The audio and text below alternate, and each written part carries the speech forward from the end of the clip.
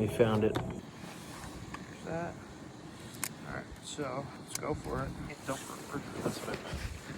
I don't even know what this is. Should I take a whiff? No, definitely not. Woo!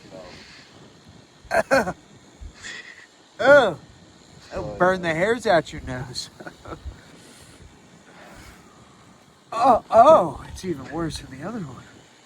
Coming a little closer. Whoa!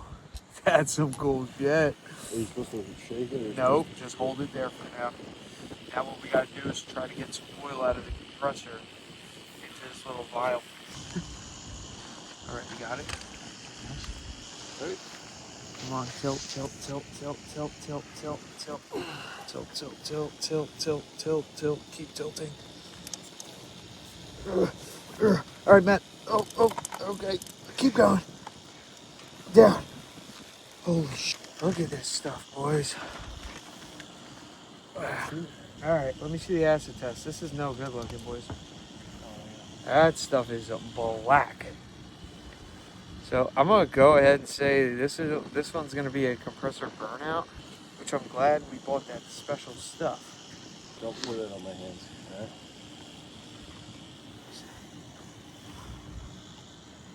Don't overfill it. Cap.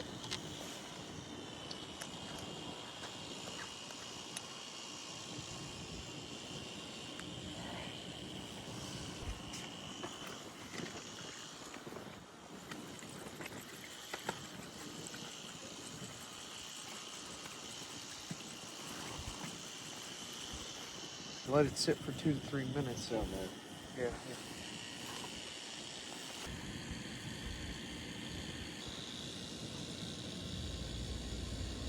It's like fizzing on the bottom.